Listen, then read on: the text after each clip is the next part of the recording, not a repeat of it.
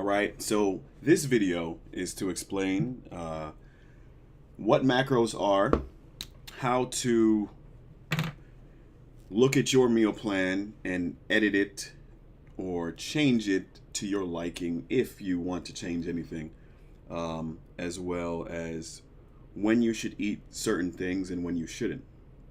Okay, so let's get right into it. So I want to show you the beginning of the day, which is over here. This is the beginning of the day. This is the end of the day. Beginning. So let's go with 8 a.m. and let's move this to about 10 p.m. Okay. So what happens is this is the amount of carbs. All right. So your carbs should start off high and get lower. So if this is the start of the day, it comes up, and then we slowly but surely move down. All right, because carbs are not the enemy. Carbs give you energy. Once again, it helps in brain function. It pumps you up. If you do not use the carbs, they turn to sugar, which turns to fat. So if this is how it's supposed to be, what happens when your carbs go like this, right? What happens when you are eating a bunch of carbs, whether it's simple carbs or complex carbs, at the later part of the day, right? Now, your body does process simple carbs versus complex carbs a whole lot differently. Complex carbs are going to be sweet potato, brown rice, quinoa. Those are the carbs that you want to have. You don't want to have, anything that you could possibly think of as low-key carbs. You don't want no damn cookies. You don't want to have potato chips. You don't want to have bread, If you're having that, basically, towards the end of the day, you're not going to use that energy. And you're going to go to sleep, and it's going to turn into sugar, which is going to turn into fat. And you don't want your whole working out and your fitness journey to be ruined because you had certain foods at the wrong time. Okay, so on your in your email, you have a nutrition guide, which basically has a lot of different foods that you can substitute into your plan. Okay, obviously you want to substitute a protein for a protein, a carb for a carb, a healthy fat for a healthy fat. Another thing that I want to go over basically in itself is your macros. So if you look at your macros, it's amount of protein, it's amount of carbs, it's amount of healthy fats that you're having per day. So let's just say that your protein came out to 180 grams for the day. And you're like, whoa, 180, that sounds like so much. Well, if you're having 6 meals, you're dividing that by 6, and it comes out to 30 per meal. All right, so that's 30 grams per meal. And you're like, okay, well, still, that sounds like a lot. Well, if a protein shake in itself is about 30 grams, let's just say that you have 2 protein shakes for the day. You're already at 60. All right, you have that, boom, for breakfast. You have it post-workout. A chicken breast, which, by the way, you all need to buy a scale. There's no way that you can eyeball a chicken breast and know exactly how much it weighs. You're not going to be able to do that. I promise you, you're good, but you're not that good. So if about 3 ounces, I think it is, if about 3 ounces comes out to 30 grams, you might be thinking, yeah, 3 ounces, 30 grams of protein, sure. You slap the whole damn chicken breast down and cook it. And that thing, if you weighed it, came out to like 8 ounces. And you're like, oh, yeah, maybe I was kind of overeating, or maybe I was undereating, right? When it comes to your brown rice, you want to have a measuring cup so you could scoop it so you understand what half a cup is or what a full cup is, okay? So that's mandatory. So let's continue this. So you got 30 grams. Now, first of all, there is one thing I want you to realize. On everybody's plans, the protein is a whole lot higher than it necessarily needs to be. Okay, that's just how the macro calculator works. Let's look at this from a pie chart perspective. You are what you eat, right? You've heard that statement before. So if we've got a pie chart, awesome circle, right? If you got a pie chart and uh, let's go with, this would be 50. So let's go with about this much. All of this, all of this right here is your nutrition that comes from protein. So you're keeping a decently high protein diet. And over here, split in half, these are carbs. These are grams of fat. Because if your diet is mostly carbs, I mean, think about the normal person that actually does not pay attention to what they're eating. Once you pay attention to these are the proteins, right?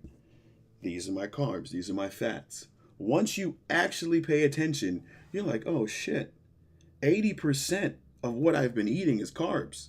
No wonder I've put on X amount of weight over these years. No wonder I've been hitting the gym for so long and not really seeing the results because my diet isn't what it needs to be, right? Now, there's nothing wrong with learning, right? That's how once you learn, you're able to, okay, I know better, so I'll do better, right? That's how life goes in any aspect. Once you know better, you do better, you move on, and you teach others. So we got our protein, boom. We got our carbs, we got our fat.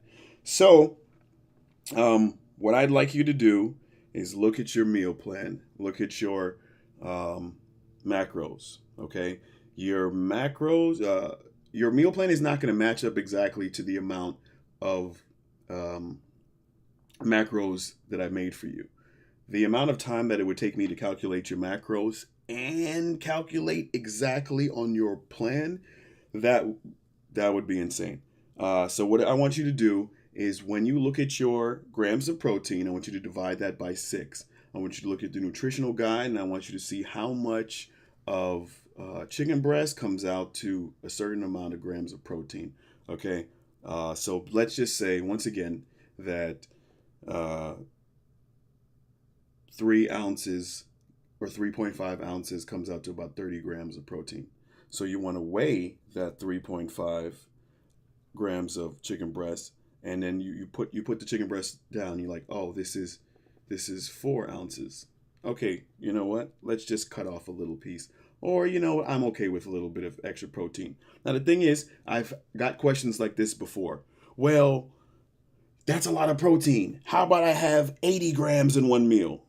Unfortunately, it doesn't work that way when it comes to protein because your body can only absorb 25 to 35 grams of protein in one setting. Now, that's a little bit different when it comes to carbs. You can start your day, once again, like I showed you that initial chart, you could start your day off with higher carbs and you can have a meal that has 70 grams of carbs in it. And then you move it a little bit slower throughout the day, right? I want you to finish those carbs within the first 2/3 of your day. That later 1/3, we don't necessarily need those carbs, okay? I've got a lot of questions like, well, Eric, you know, I'm a nurse. I'm in a doctor's office. I'm working 24/7. I hardly have any time to eat something. Well, we're going to have a protein shake. I don't know, some mixed nuts or something, a protein bar. We're going to have something, right? I want to keep your metabolism moving.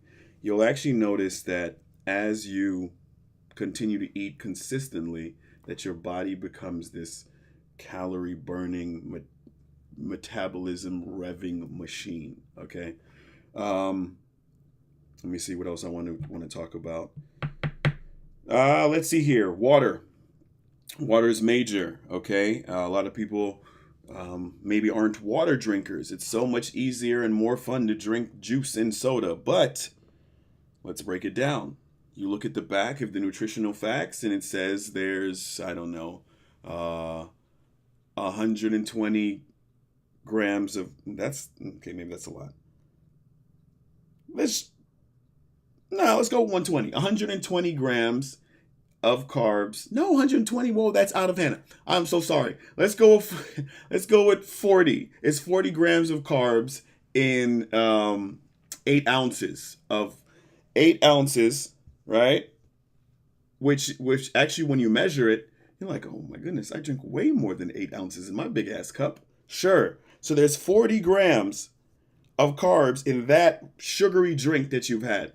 You're not just putting the 8 ounces in your cup.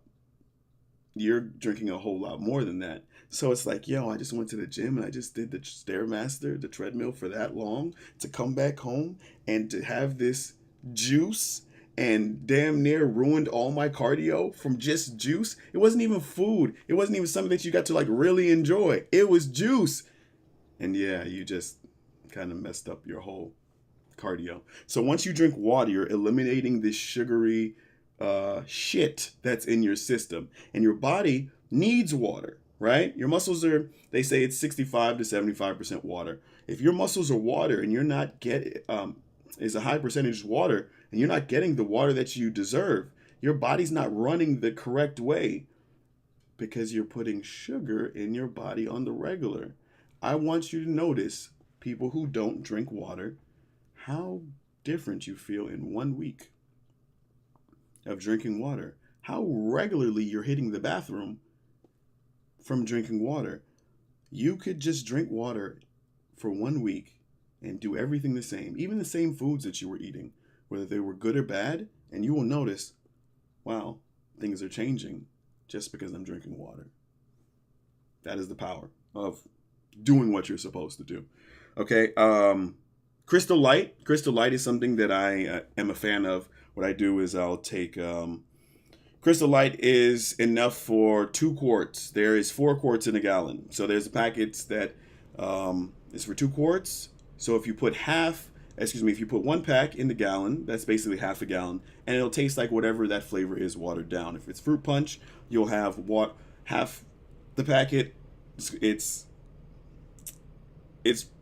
watered down fruit punch. Okay. If you do 2 packets, oh, you're drinking fruit punch. That's what it tastes like. It's fruit punch water.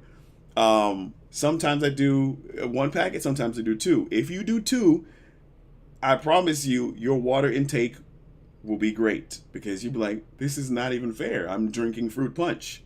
Sure. I mean, it's not. Your pee will actually still be clear because you're drinking water. Now, is Crystal Light perfect?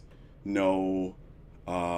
Is it still better than juice and soda? Yes. So if you have no problem with drinking water by itself, then definitely do that. But if you need some type of additive to make it taste better, I would definitely run with the Crystal Light. Okay. Let's see what else here. One of the things you all want to pay attention to is sodium. When you look at the back of a nutritional guide, you want to keep your salt intake decently low. Salt, it makes your body hold on to water. So you could be running around with a whole lot more water weight than you need to. And once you drop your salt intake and increase your water, you'll be noticing, whoa, wait a second, did I just do this all in 1 week? That's why if you run a 28-day program or a 30-day program, you drop your salt, you increase your water, you do a bunch of cardio. Oh my gosh, look what I did in 1 week. But that's normal. That's not magic. That's just knowing how the body works. This program is 3 months. So what we're going to do is we're going to change a lot of habits over these 3 months to make sure that you're learning what it is. You're learning why we're doing what we're doing, and you make it a lifestyle. All right. So having said that, if you have any questions about your macros, your meal plan, definitely let me know. If I need to switch something up, let me know. Having said that, we are good to go. The next email that you all will receive is your customized workouts with instructional videos and the 5-hour work week video. All right. So I will see y'all later.